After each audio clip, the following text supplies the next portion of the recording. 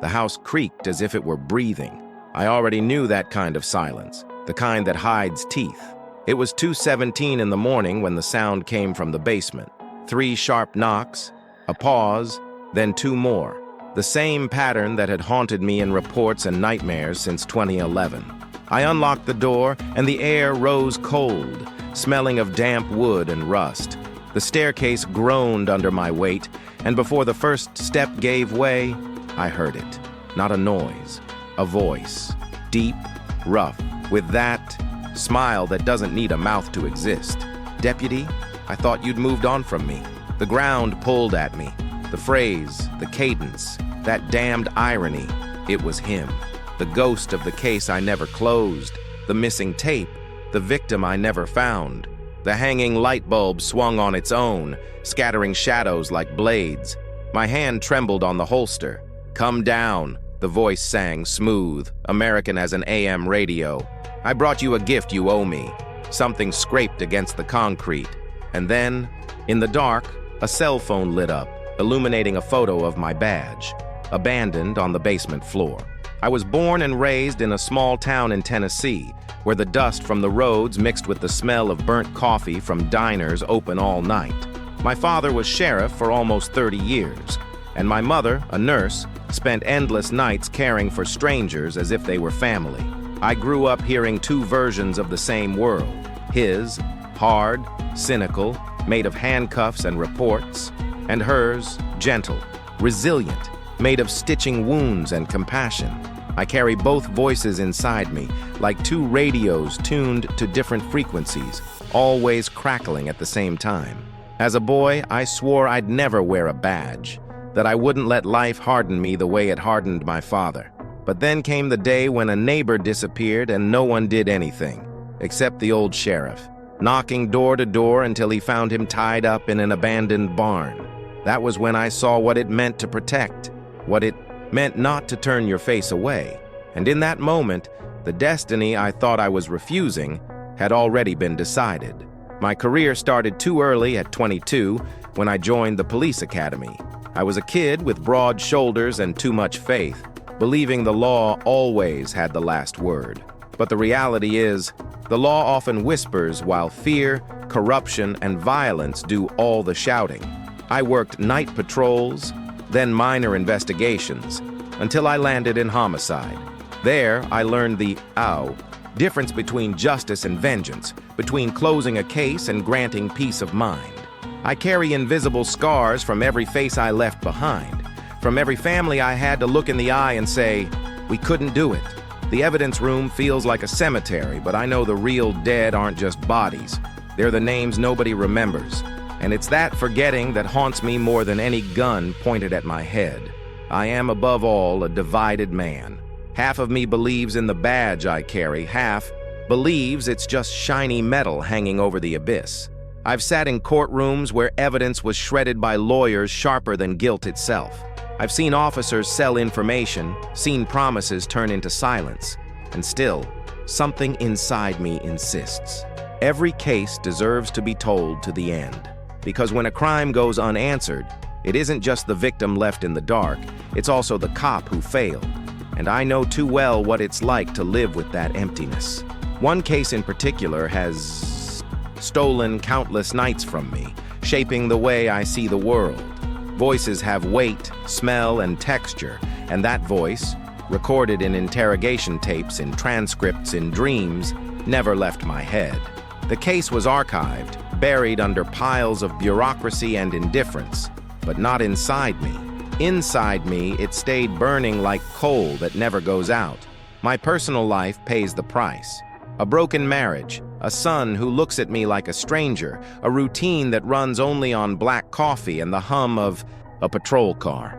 I keep creased photos in my wallet like talismans, reminders of the man I once tried to be but lost somewhere along the way. And still, every time I strap on the gun and clip the badge to my chest, I remember the silent promise I made to that boy I used to be. Never turn away, even if it costs me everything. That conviction is the only thing keeping me on my feet, even when the shadow of the past insists on pulling me back into the basement of my mind, where the voices that refuse to stay silent keep calling my name. The night was thick, the kind where even the streetlights seemed to give up on fighting the darkness. I had just parked my cruiser outside a diner that always served watered-down coffee, debating whether to endure another cup or head straight home when the radio cracked. The dispatcher's voice sounded off, like he hesitated before speaking, and that's always a bad sign. Unit 14, report of suspicious activity at an abandoned residence, 329 Maple Street. Reports of noises coming from the basement, possible break-in. On paper, nothing unusual. But when I heard Maple Street, a chill ran down my spine. That street carried more than memories. It carried ghosts. Years ago, the house tied to the case I never closed, the one that still haunts my dreams, was there. The address was different, but the neighborhood was the same. The same block where the nights always felt longer than anywhere else in town. I grabbed the radio and answered with a steady voice, though my gut twisted. Unit 14 en route. I flicked the siren on for only a moment, more to remind myself I wasn't alone in the world than out of real need. Deep down, I already knew. This wasn't coincidence. Basement noises happen, sure, but the combination of that street, that hour, and that hesitation in dispatch's voice felt like a handwritten note from fate. In the rear view, the red lights from my cruiser reflected across the dark windows of sleeping houses, flashing briefly, like they were exposing secrets that didn't want to be seen. As I drove, memories bled in. The recording of a voice I'd listened to over and over in the old interrogation tapes. A voice that spoke slow, almost savoring each word. A voice that vanished along with the evidence when the case was closed for lack of proof. Closed doesn't mean finished, it means forgotten. But I never forgot, and now, years later, someone was digging into the wound. Noises in the basement. So simple. But to me, it was a coded message, a summons. When I pulled onto Maple, the street was a corridor of shadows, the houses lined up like mute witnesses. I parked in front of the residence in question, an old structure with boarded-up windows, peeling paint, and a gate that groaned with the wind. I killed the cruiser lights and watched for a few seconds. No movement, no silhouettes, just silence. But the air carried weight, the same pressure I felt the day they laid that archived case file on my desk. The radio crackled again. Unit 14, do you need backup? I froze. Any protocol would tell me to say yes, but my instincts screamed that this call was personal, tailor-made for me. Negative dispatch, I'll check it alone. Even as I said it, I regretted it, but I wasn't going back. Sometimes you have to face the demon alone, without an audience. I unlatched the holster, drew a breath, and walked to the gate. Each step on the asphalt felt too loud. The sensation was undeniable. Somewhere in that darkness, someone was already waiting for me, someone who knew exactly who I was. On paper, it was just another call, but for me, it was the beginning of something I already sensed wouldn't end in a report. I wasn't just being dispatched as a cop, I was being summoned as the man who had failed years ago. And this time I knew there would be no room for failure. The street felt forgotten by time. Maple Street had always carried that air of abandonment, but that night the silence itself seemed alive, walking beside me, watching me from behind the dark windows. The house stood before me, a scar carved into the neighborhood. Its paint, once white, had rotted into a patchwork of gray and brown, peeled away by wind and rain. The iron gate rattled with the slightest breeze, and the yard had grown wild, tall grass hiding footsteps, the dry rustle of leaves sounding like muffled whispers. Standing in front of that door, I felt I wasn't just arriving at a crime scene. I was stepping into a place that already knew me.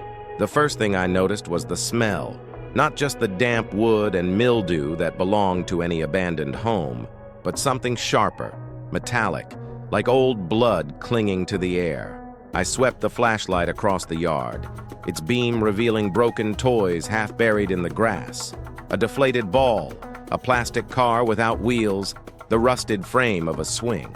They didn't belong in an empty house. They belonged to memories that refused to fade, shadows lingering in plain sight, and Shadows, I knew, always carried more than they showed. The porch groaned beneath my boots, the sound echoing far louder than it should have in the stillness. The boarded windows were sloppily nailed, gaps wide enough for unseen eyes to watch me from inside. My heartbeat wasn't driven by fear alone. It was recognition. It felt like I was returning to the stage of a play that had never ended, where the last act had been waiting for me all these years. I reached for the door handle, icy cold, and found it unlocked. That detail screamed louder than any sound. No intruder would leave an open door. This wasn't carelessness. It was an invitation, and invitations, in my world, are traps. I hesitated only long enough to draw a slow breath, the metal weight of my gun pressing against my palm. But heavier than the steel was the memory. The tapes I had played 100 times, the smirk of the suspect who walked free for lack of evidence. His voice echoed in my skull, merging with the wind that, slipped through the crooked doorway. It wasn't just calling me, it was daring me.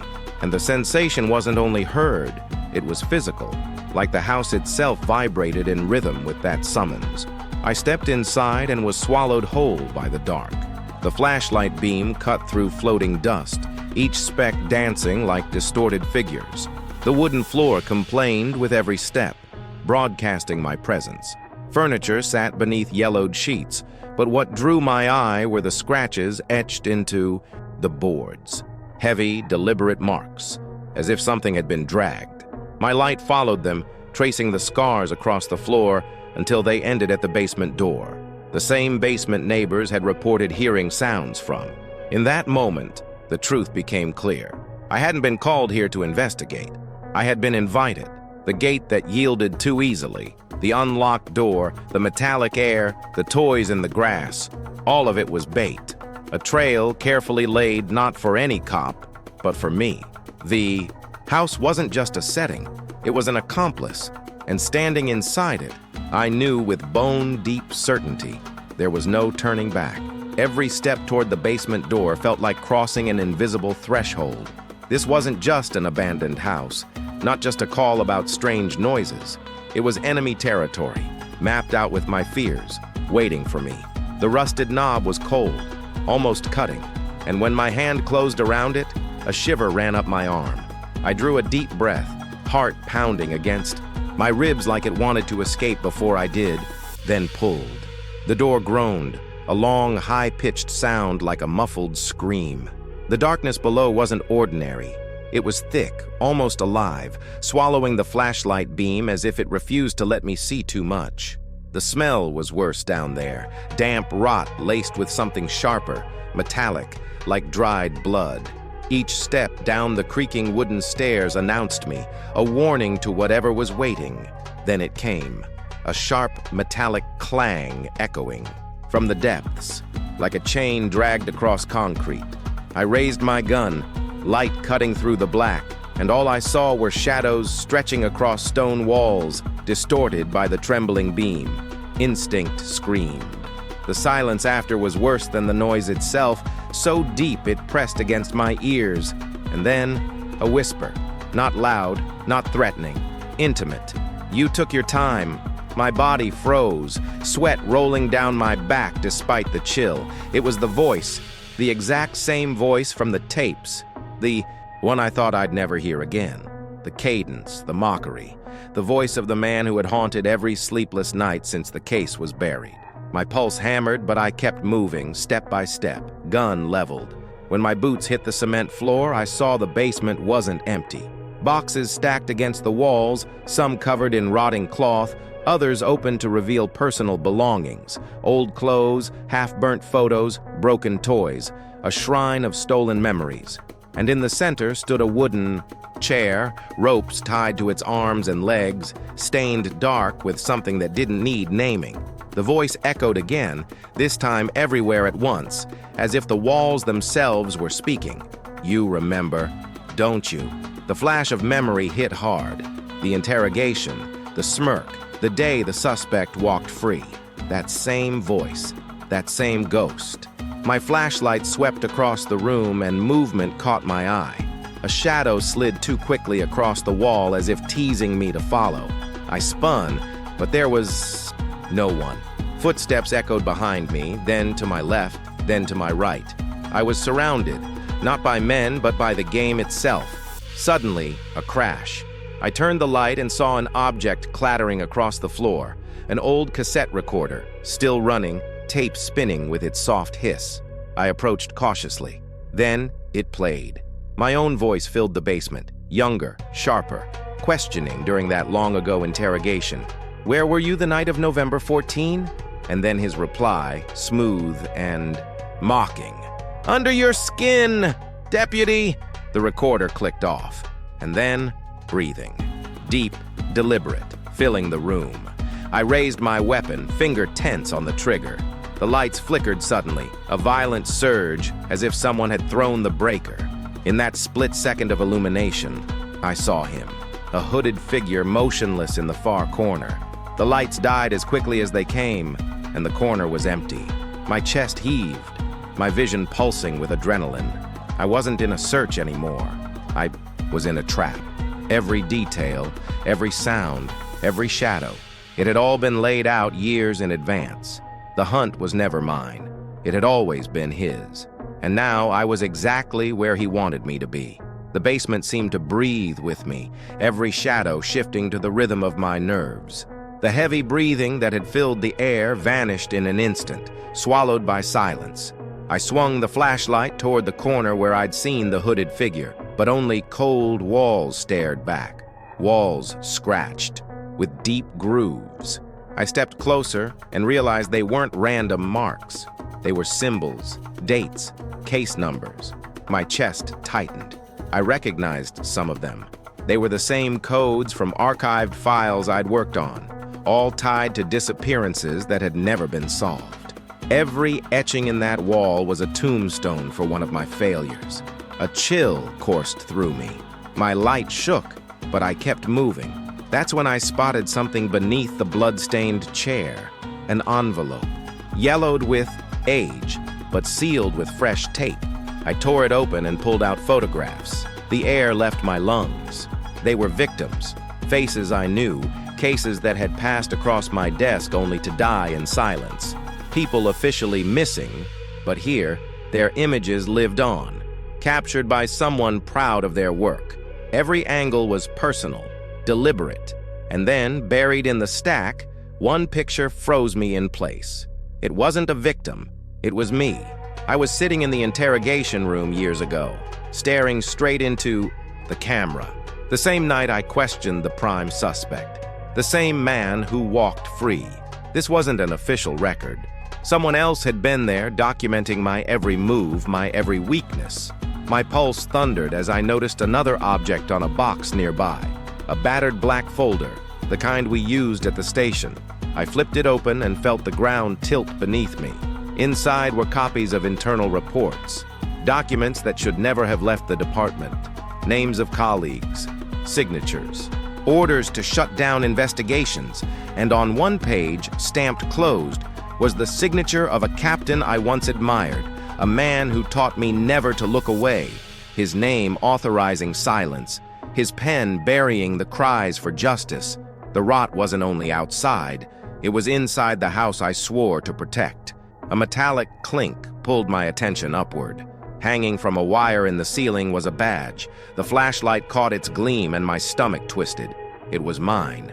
Same number, same engraving, but my badge was pinned to my chest at that very moment. How could he have another? Or worse, how could I be sure the one I wore was even mine? The voice returned, clearer now, steeped in mockery. "You thought you were hunting me. But what if it was you being hunted all along, deputy?" The air thickened, metallic and sour. My light dropped to the floor, revealing a fresh trail of blood snaking across the concrete, leading deeper into the shadows. I followed it until I saw what made my knees weaken. A child's shirt, stained and folded neatly atop a crate. In the pocket, a school ID badge bore a name I knew, a boy from one of those archived cases. My breath caught. It was impossible. That child had been missing for over a decade. All evidence pointed to his death. but the blood was fresh, recent. The past and the present collided in a single moment, leaving me gasping. The revelation hit like a sledgehammer. The killer wasn't gone. He was alive, active, feeding on the failures I left behind. And worse, he had been building this shrine not just to his victims, but to me. I wasn't just a cop chasing a ghost. I was the obsession, the centerpiece of his sick game. Clutching that tiny shirt, I finally understood. He didn't want to kill and vanish. He wanted to break me, piece by piece. And this night was only the opening move of his most twisted act. The weight of that blood-stained child's shirt in my hands crushed me in a way no weapon, no direct threat ever had. It wasn't just evidence, not just another piece in a case file. It was the physical embodiment of every failure, every sleepless night I'd spent buried in reports with no answers. I had always told myself I wasn't God, that I couldn't save everyone, that part of the job was learning to live with not getting there in time.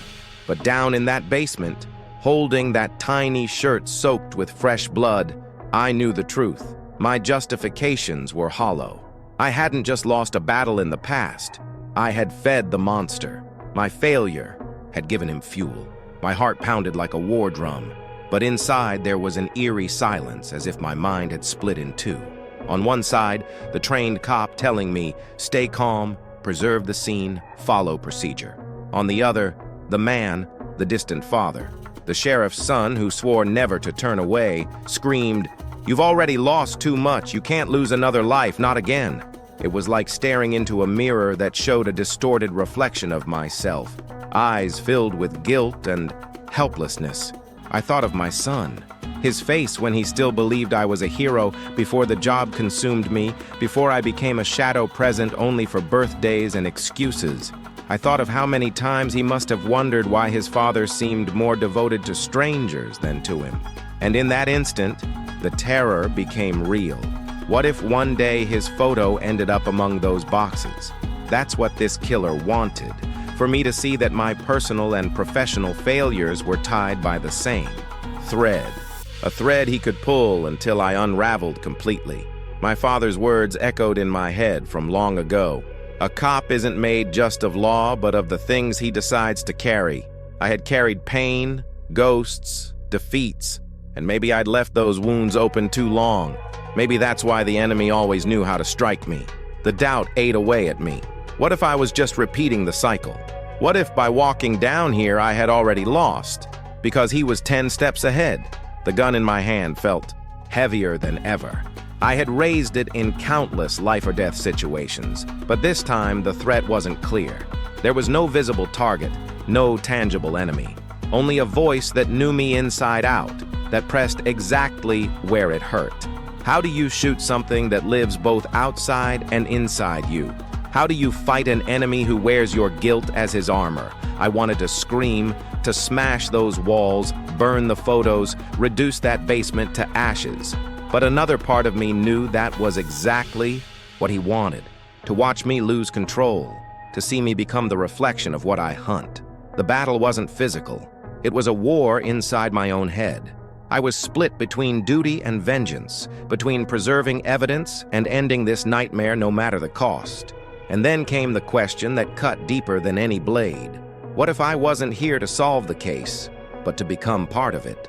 What if my whole life, every failure, was just another chapter in a story he'd been writing, with me as his chosen protagonist? Sweat stung my eyes. My hands trembled, not with fear of dying, but with fear that I'd already been dead inside for a long time, dragged forward only by an obsession that now revealed its true face. The conflict was undeniable. I could leave, call for backup, follow the rules, save what little was left of my sanity, or I could stay, risk not just my body, but whatever remained of my soul. For any other cop, the choice would be clear.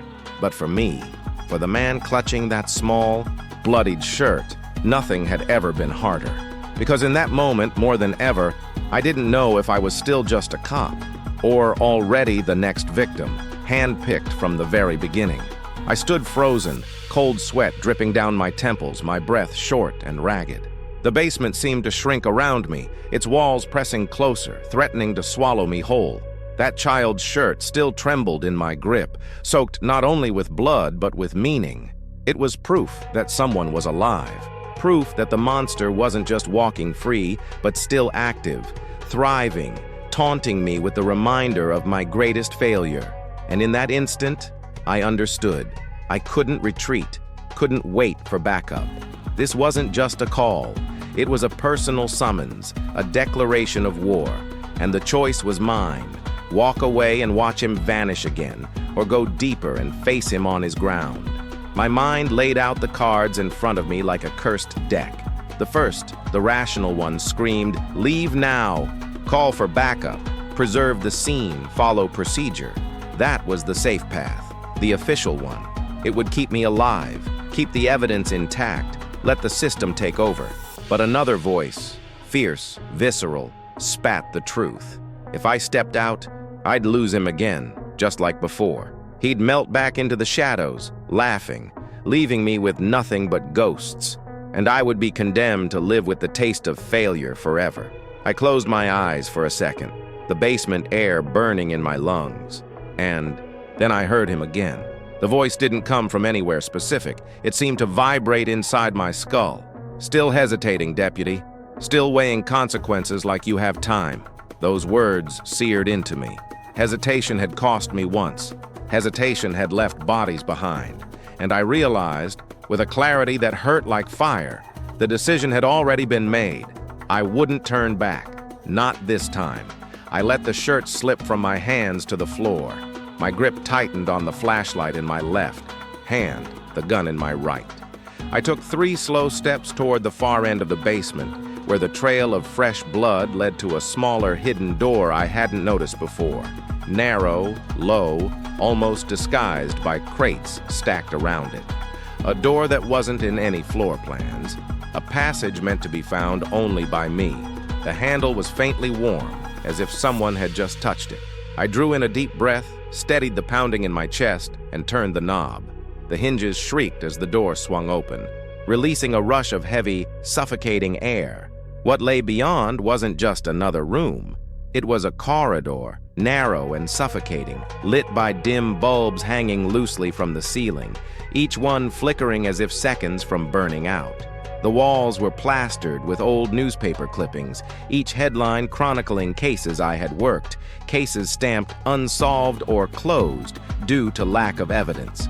Photos of victims, faces I could never forget, stared back at me, their eyes accusing. It wasn't just evidence. It was an altar, a grotesque museum built out of my failures. At the far end of the hallway, another door waited, a single door, heavy and ominous. Behind it, the promise of confrontation. And that was when I finally understood. This wasn't about procedure or safety or survival. It was about who I was. Was I the cop who obeyed the manual, or the man who stepped willingly into the jaws of darkness? The answer surged through me like a current. I would go forward, even if it meant losing everything, even if the cost was my own soul. I raised my gun, fixed my eyes on the final door, and advanced. No hesitation, no turning back. The moment of decision had come, and I was already inside it.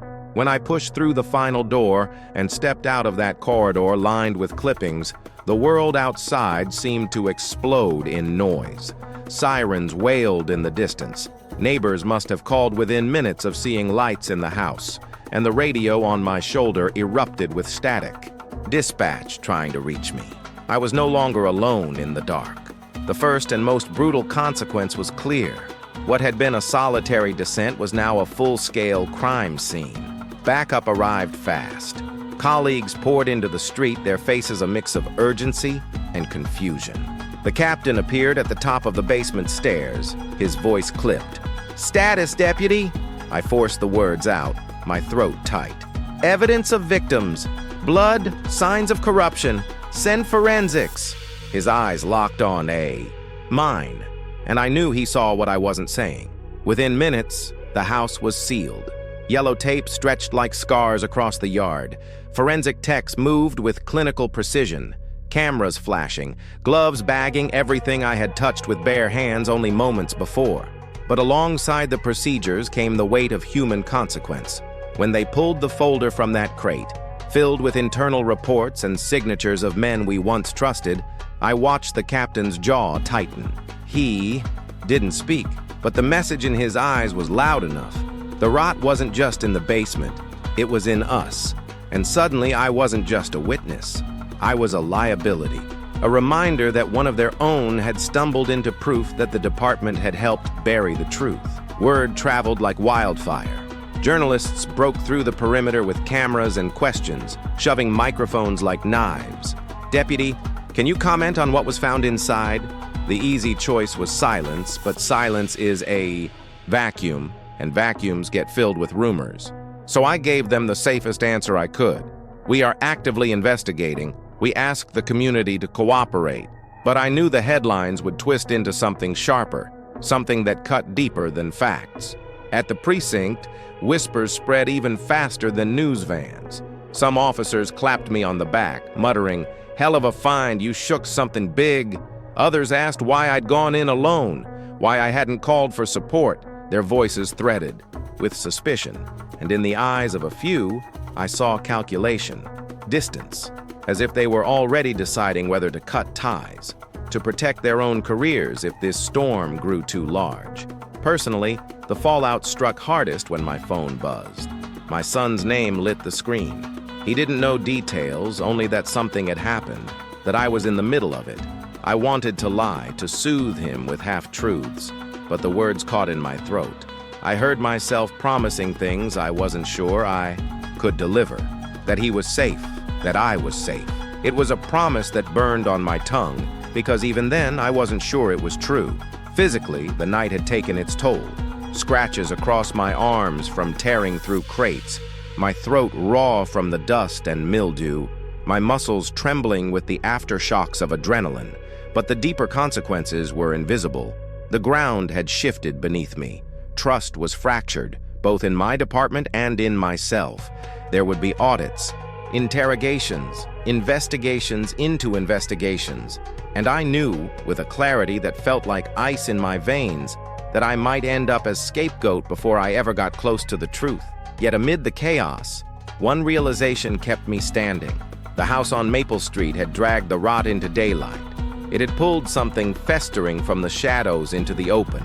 The consequences had arrived like a storm, messy, painful, exposing. But storms clear the air, too. And as I sat in the back of the cruiser, body shaking, heart still pounding, I understood. Nothing was resolved, nothing was safe. But something buried had finally been unearthed. And now, the only way forward was through the wreckage it left behind. The interrogation room has always been a battlefield in silence. 4 walls, a metal table, 2 chairs, and between them, the truth, always disguised, always slippery. But that night, when I sat down again under the harsh fluorescent lights, I realized it wasn't a suspect across from me. It was a man I once called a colleague, Detective Warren, a veteran, a partner in countless late nights fueled by bad coffee and stubborn determination. His name had surfaced again and again in the reports pulled from that basement. And when our eyes met, I knew this conversation wouldn't be routine. Warren looked tired, shoulders slumped, his eyes hiding something deeper than fatigue. He didn't ask for a lawyer, didn't start with the rehearsed denials I expected. Instead, he sighed and said, "You shouldn't have gone down there alone, Michael." The words landed like a blow. He wasn't talking about physical risk. He was talking about the danger of knowing too much. Silence stretched, thick as smoke. My fists clenched on the table. "How many files did you bury, Warren? How many times did you sign away someone's life so that monster could keep breathing free air?" His jaw tightened. I saw the fight in his face, the struggle between truth and self-preservation. Finally, his voice cracked. "You think it was easy? You think I didn't see what was happening?" But orders came from above, from people with more power than we could ever touch. I tried to resist. I tried. But by the time I realized, I was in too deep. Every time I signed a paper, I told myself I was protecting my family. protecting my life. Rage boiled in me, hot and merciless. Part of me wanted to leap across the table to let my fists speak where words failed. But another part, the one that still believed the truth needed to be heard, held me down. You knew kids were disappearing. You knew every closed file was another life gone. And you signed anyway. His eyes closed, a single tear cutting down his weathered cheek. I know, and it's what kills me every night. Then he said the words that shattered the ground beneath me. The man you're chasing, he was never alone. He's always had access, always had protection. We thought he was just a psychopath, but he's only the tip of it. There's a circle, Michael, a network. He's just the face. And you were chosen because you never let go. They knew you'd come back. They knew you couldn't bury the past. You're the rat that always finds its way back to the trap. And now, the trap is closing. His confession hit harder than any bullet. All these years, I believed I was hunting a lone predator, a ghost hiding in the city's blind spots. But the truth was a cancer, systemic, organized, deliberate. My enemy wasn't a man, it was a web. And hearing it from Warren, a man I admired, a man I once trusted, made the betrayal cut deeper than any knife. I stared him down, voice low, trembling with something between fury and despair. Why me? Why not someone else? Warren didn't flinch. Because your failure is your leash. You wear it like a scar. They knew it. They used it. You've been part of his story from the beginning.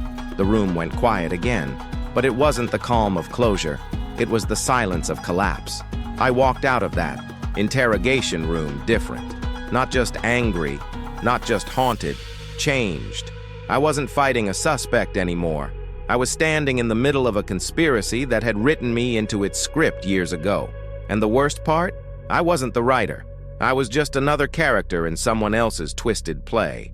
I left the interrogation room with the weight of Warren's words pressing down on me, heavier than any chain. Each step down the precinct hallway echoed louder than the last, as if the building itself wanted to remind me that I was no longer the same man who had walked in. His confession hadn't just exposed a rotten core in the department. It had held up a mirror. For the first time, I saw myself not as a hero, not even as a victim, but as someone who had been shaped and manipulated by the very darkness I thought I was fighting. I stopped by a window overlooking the city. The light stretched out across the night like a constellation, and for years, I had believed those lights represented something alive, resilient, something worth saving. But now, staring out, I saw threads of a web. Each point of light connected, each shadow concealing ties I couldn't yet see.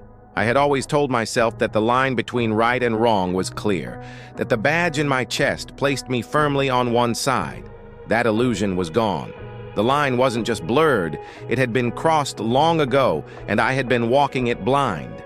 That realization changed me, not in some cinematic flash of redemption, but like metal beaten in fire, reshaped, hardened, scarred. Up until that night, my life had been reactive, answering calls, writing reports, chasing suspects after the damage was already done. But if Warren was right, then I had never truly been chasing anyone. I had been led, and that truth burned inside me. I could no longer accept being a pawn in someone else's game. If I was going to survive, if I was going to make any of this mean something, I had to change the rules. My son's face came to mind. Not the boy who once looked at me like a hero, but the young man now, distant, hurt, asking questions I never answered. For the first time, I realized that protecting him didn't mean sheltering him from the truth. It meant standing up against the corruption that threatened to swallow everything, even if it cost me more time, more distance between us. If I didn't, then what kind of legacy would I leave him? A father who turned away? A cop who let the silence win? The badge on? My chest felt heavier than ever. Hours before, I had seen its twin hanging from a wire in the basement, a mockery of everything I thought it represented. But instead of shame, that memory sharpened me. The badge wasn't a shield anymore. It was a challenge, a reminder that if I kept wearing it, I couldn't just follow orders or hide behind procedure. I had to be willing to tear down whatever walls needed breaking, even if those walls belonged to the very institution I served. The transformation hurt. It meant accepting that I might lose my career, my name, even the little I still had of my family. But it also meant reclaiming something I thought I'd lost years ago: purpose. If my failure had once fueled the enemy, then my obsession would now be my weapon. I would learn to think like him, move like him, turn the same scars he exploited into blades.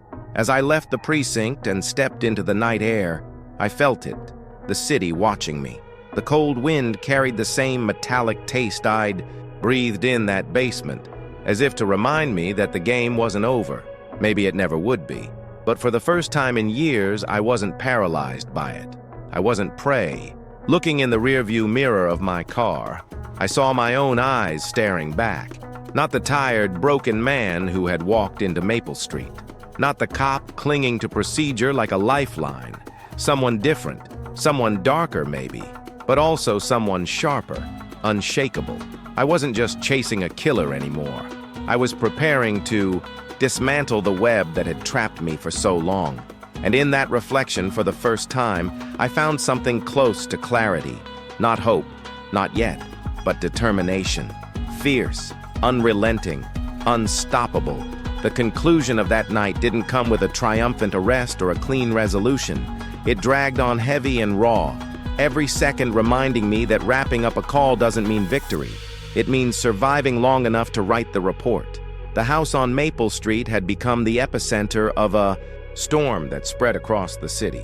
Yellow tape flapped in the cold wind like battle flags, and the basement, once suffocating in darkness, was now lit up by the relentless flashes of forensic cameras, freezing every detail that had moments earlier felt like a waking nightmare. The crime scene unit moved quickly, bagging the photographs, cataloging the blood, securing the folder full of internal reports. Each item was more than evidence.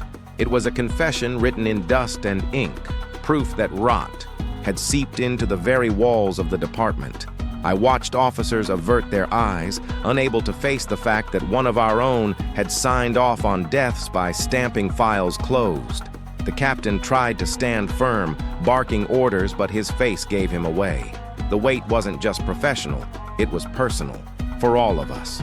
Meanwhile, I sat hunched over, pen in hand, writing my preliminary report with fingers that still shook. The words came out clinical, stripped of the horror. Evidence. Recovered in basement. Items linked to prior missing persons cases. Documents suggesting procedural misconduct. But behind every line was a truth no paperwork could hold. He's still out there. He's watching. He knows I've seen too much. I could close the file, but I couldn't close the wound. Federal agents arrived before dawn, carrying laptops, scanners, and a kind of authority that sucked the oxygen out of the room. The FBI claimed jurisdiction, taking boxes of evidence as if extracting a tumor. On paper, this should have been a relief. The case elevated, more resources, national attention, but I couldn't shake the suspicion that the web Warren had spoken of stretched farther than my city, maybe right into the agencies now combing through the evidence. I imagined another rubber stamp, another scarlet word bleeding across the files. Insufficient evidence. Case closed. Outside, Maple Street was no longer silent. Journalists crowded behind barricades, neighbors whispered from porches, camera lights stung my eyes as badly as the basement dust had. To them, I was the cop who had unearthed something buried deep. But inside, I knew the truth. I hadn't uncovered anything. I had been led straight into it, and the thought gnawed at me. How many steps ahead was he now, smiling from the shadows, knowing I had walked exactly where he wanted me? When the sun finally broke over the rooftops, the scene wrapped in procedure. The captain signed the official conclusion. Crime scene. Processed, evidence collected, investigation transferred to federal jurisdiction. Neat. Clean, almost sterile, but for me, nothing was resolved, nothing was finished. Driving home, exhaustion clawed at my bones. I washed my face at the sink, stared into the mirror, and barely recognized the man staring back. No blood on my uniform, no open wounds on my skin, yet I looked carved hollow, because the real injury was inside. I had survived the night. Yes, I had dragged corruption into the open. Yes, but something human had been burned out of me in that basement. The official record said the occurrence was concluded, but I knew better. Maple Street wasn't an ending, it was a beginning, the first chapter of a war that had just been declared. And by stepping into that basement, I hadn't just reopened an old case. I had painted a target on my chest, and in the silence of my own kitchen, as the city woke up outside, I understood.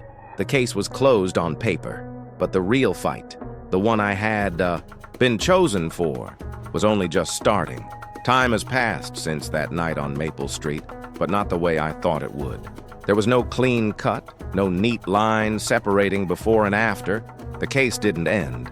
It only changed shape, slipping into the folds of my life like a scar that never heals. Some nights I still smell the metallic air of that basement when I walk into my own house. Some days, when my son calls, I hear in his pauses the same cadence as the voice that's haunted me for years. Part of me is still down there, trapped in the dark, waiting for the next move of an enemy who never shows his face, but never stops watching. The lesson that remains isn't pretty, and it isn't found in any manual. Being a cop isn't about standing above the darkness. It's about learning to walk inside it without losing yourself. I once believed my greatest failure was not solving a case, not bringing someone to justice. Now I know the true failure would be letting silence consume me, letting fear paralyze me, letting corruption make me complicit. That basement wasn't just a crime scene. It was a mirror, a reflection of what happens when we turn away, a reminder that every time we file pain into a cabinet and forget, we feed monsters who thrive in the shadows. I also learned that truth carries a price. The world doesn't bow to revelations. It doesn't transform because you drag rot into the light. What changes is you, the way you see the city, the people, yourself. I no longer believe in spotless heroes. I believe in broken men and women who still choose to get up, strap on a badge, and fight another day. Not because they'll save the world, but because without that fight, there would be nothing left worth saving. My father used to say justice is like holding a bucket full of holes. You'll never keep it full, but you can't stop pouring because every drop counts. I never understood those words until now. My job isn't to make the bucket overflow, it's to keep it from running dry. Maybe that's the heart of wearing the badge, fighting a war you know you'll never win, but refusing to surrender to the emptiness. Personally, I've changed. I can't look at my son without feeling the cost of every risk, every distance I've placed between us, but I've also learned that protecting him doesn't mean lying about who I am. It means showing him that even in the face of fear, failure, and corruption, there's a way forward. Not a clean way, but a real one. Maple Street taught me that sometimes there are no answers, only deeper questions. And still you keep moving, because each step is defiance. Each breath is resistance against those who want silence to win. I still hear the voice, sometimes in dreams, sometimes on empty streets at night. But now, it no longer paralyzes me. It reminds me I'm alive. It reminds me I still have a choice. The final truth is this: evil doesn't disappear. It adapts. And the only way to fight it is to refuse to break inside. I will never again be the man who entered that basement. And maybe that's the only victory that matters, that I walked out changed, scarred, but still carrying the flame of truth. Fragile, small, but still burning. And if you've stayed with me through this story, I'll ask just one thing. Don't let it fade. Share it, think about it, tell me which moment cut you deepest. Memory is the only weapon we have against forgetting. And if you want to walk beside me through more of these dark roads, subscribe to the channel. Leave your comment. Tell me which part of this story shook you the most. Because as long as voices like yours echo with mine, no matter how dark the night gets, there will always be someone willing to face the basement.